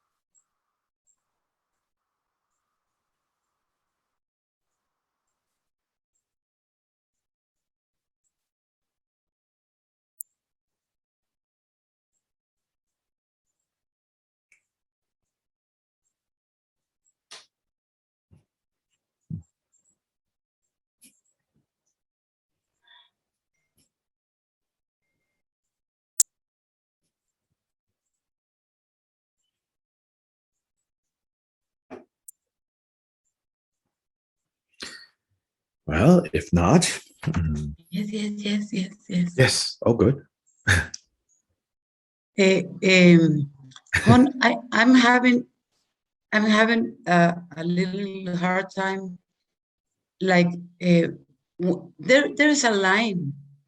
I mean, I was taking care of my grandchildren Mhm. with the Bodhisattva. I was really trying to do it well. So my daughter went to New York Mhm. and everything was fine. Mhm. But when she came back, I mean, there's a line when she started screaming at me Mhm. and yelling like if I have to do everything. I mean, it shouldn't be like that. I was there for her and for the Yes. children. Yes. When do you stop that? When I mean, it's I wanted to be there and I want to be Yes. to help them, but I'm not. I don't want to be yelled. Of course. So Of course. I just shut down for the last 2 days. Yeah. I know that's not good also. No, no, But no. I No, prefer not yet. I prefer not talking anymore than start yelling too. Yes. Yes. So a few things here. Yeah. First, it says, especially Shantideva. So now, good. This is good. Thank you for sharing what is very raw and very difficult. I think it's also a testament to me in how Maria Carmen trusts our group here, for her to tell us, share with us this. But this is a really good, I think, situation to kind of let Shantideva sink into all of us. Yeah, so let's first say that. So maybe the translators can briefly summarize the question.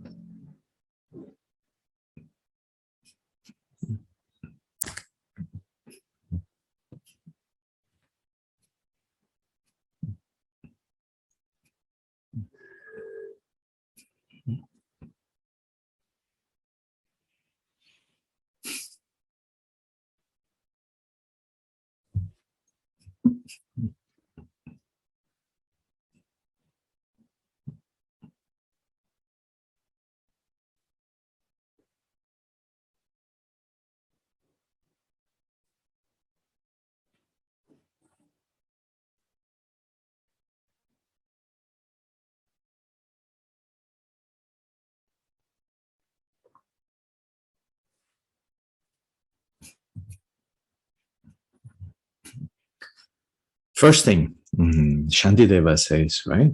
I think we already covered that verse. He says, especially when we are triggered, especially when we are suffering.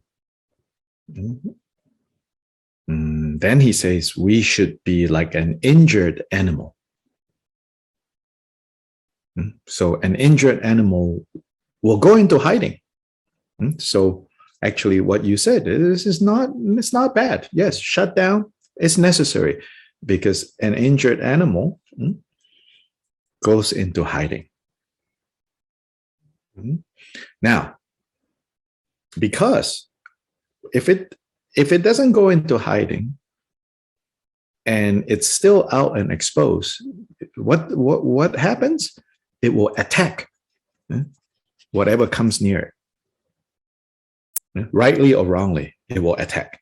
So in that sense, yes. So right now, shutting down, but shut down with some understanding, with some skill, knowing this is what we might call renunciation. Pull in.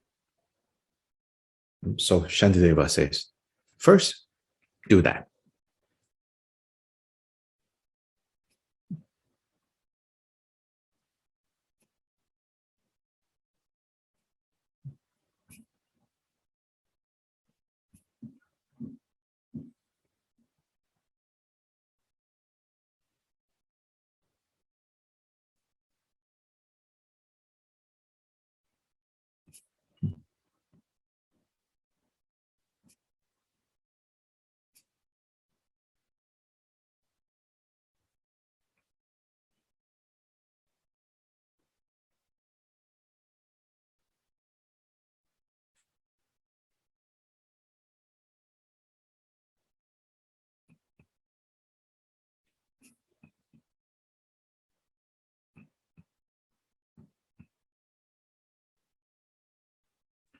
Secondly, taking the Bodhisattva vow doesn't mean you are Buddha.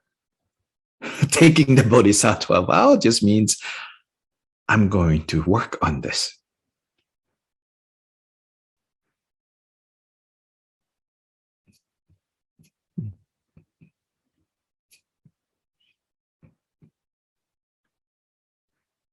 And once we say, I'm going to work on this,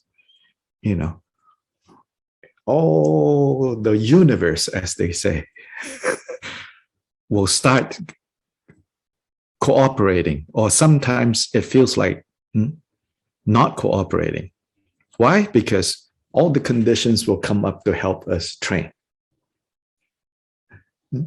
Supportive conditions and challenging conditions.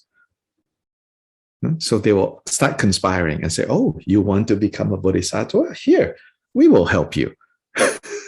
Help can come in the form of, like now, hopefully, this is a gentle help, but also difficult help will also come.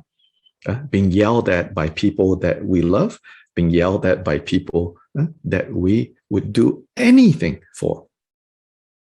And so in the 8 verses of mind training, it says, remember the 8 verses of mind training.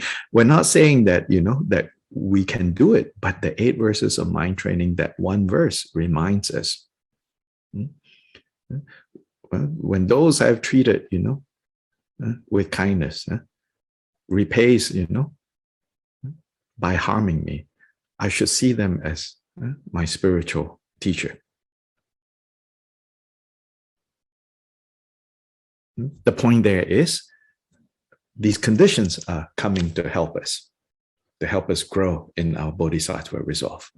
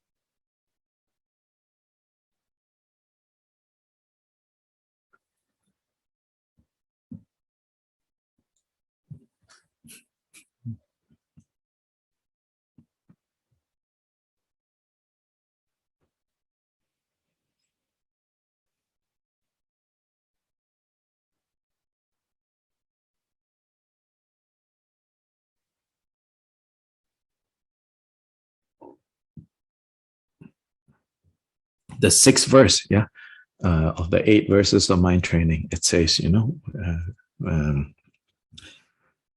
when one whom I've benefited with great hope unreasonably hurts me very badly, may I train to view that person as an excellent spiritual guide.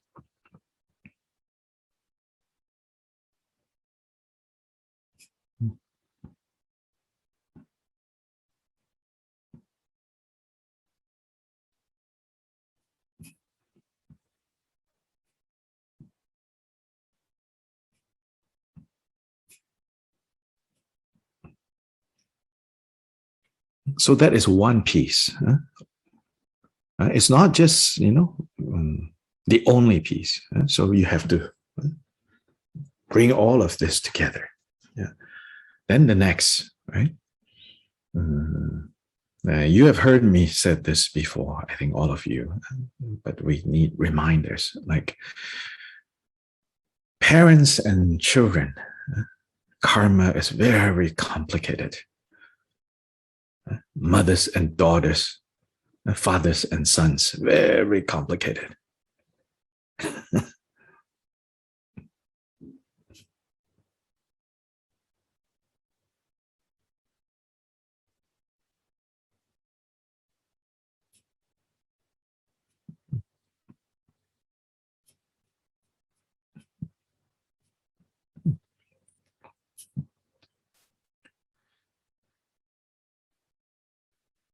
Great debt and great gratitude.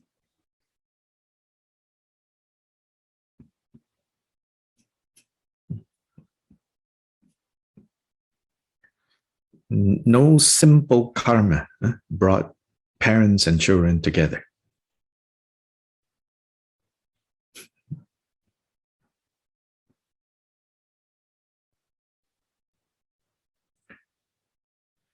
The Chinese Buddhist tradition very bluntly puts it and say that children are born to us to repay kindness and to exact vengeance.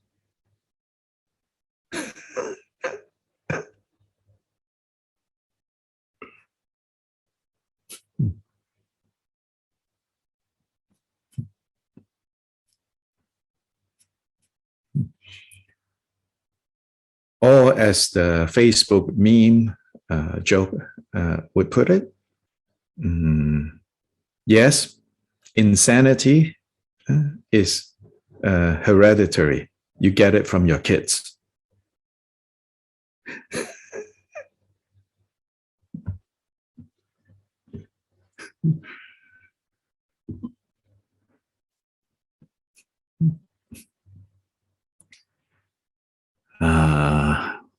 Also, they say, like some the parents can say to their kids,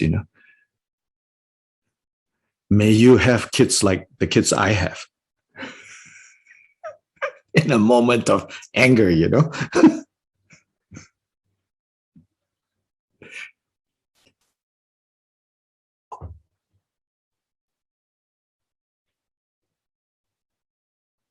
All of this just goes to show, it's really complex, especially parents and children's karma.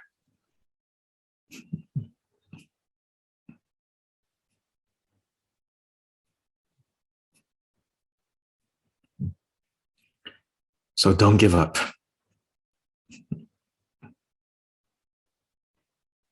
And also don't hope too much.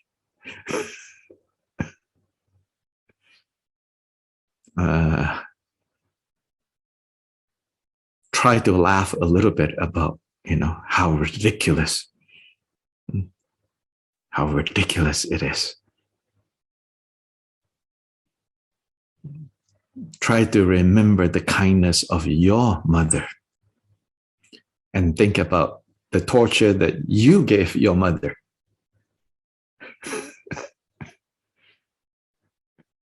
And then see your daughter's, outburst. And you're having to endure that as a way to purify the tortures that you gave your mother.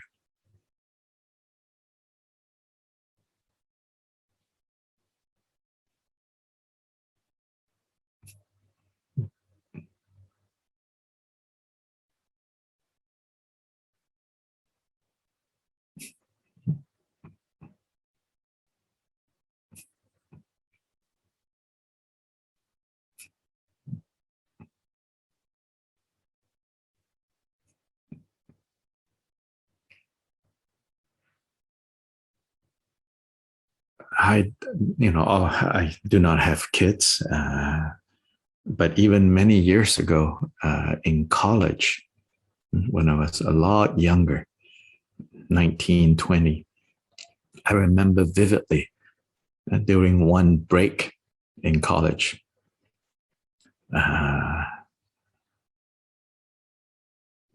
like to cook, Then my international friends who were on campus during vacation, they all came and stayed in the same house.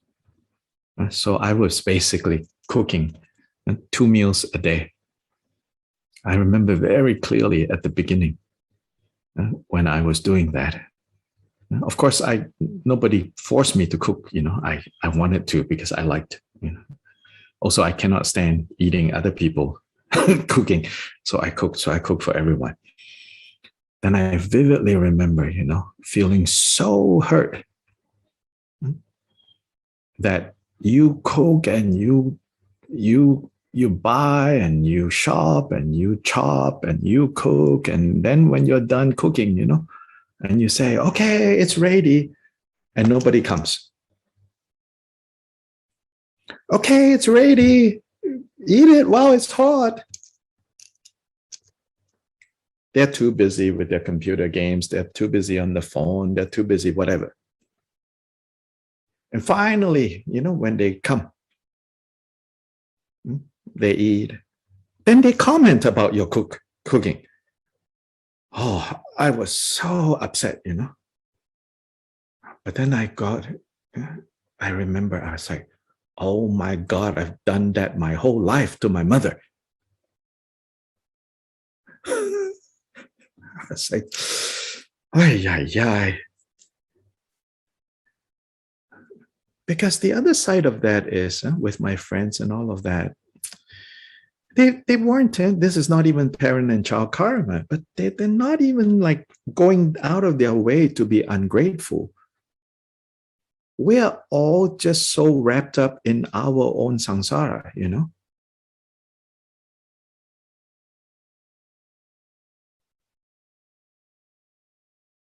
Both the pains and the pleasures of our samsara, we are just so absorbed in that.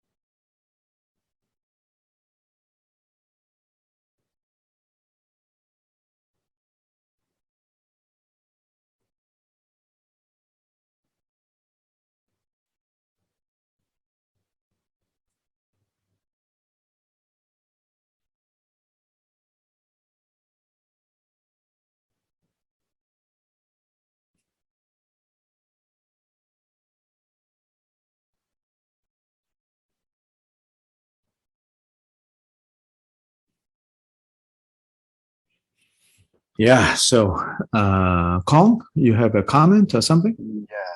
Yeah, I just wanted to comment that this blends in so well with this chapter that sometimes seemingly even your seemingly unintentional actions can really end up hurting someone very bad. Yes. Yeah. And sometimes even your so-called dharmic actions can end up in all ways, and I think especially those whom we are closest to, then the the complications heighten.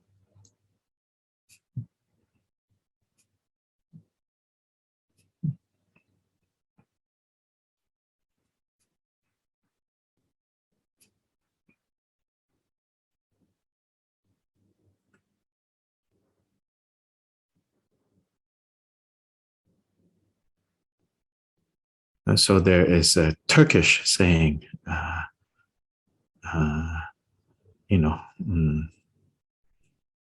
being hit by a rose thrown by a friend hurts more than being hit by a rock thrown by a stranger.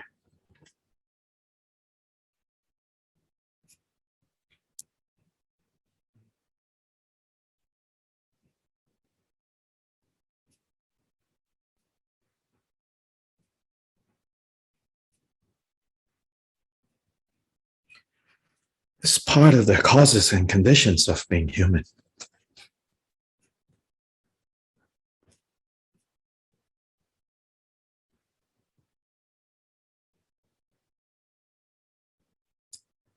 So we will stop here today.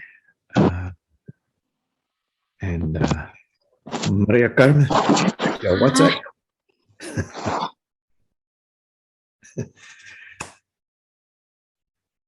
Chanju Samjo Rinpoche Mage Banam Ge Gyunche Ke Ba Nyam Ba Me Ba Yang Kone Gom Dum Pe War Sho.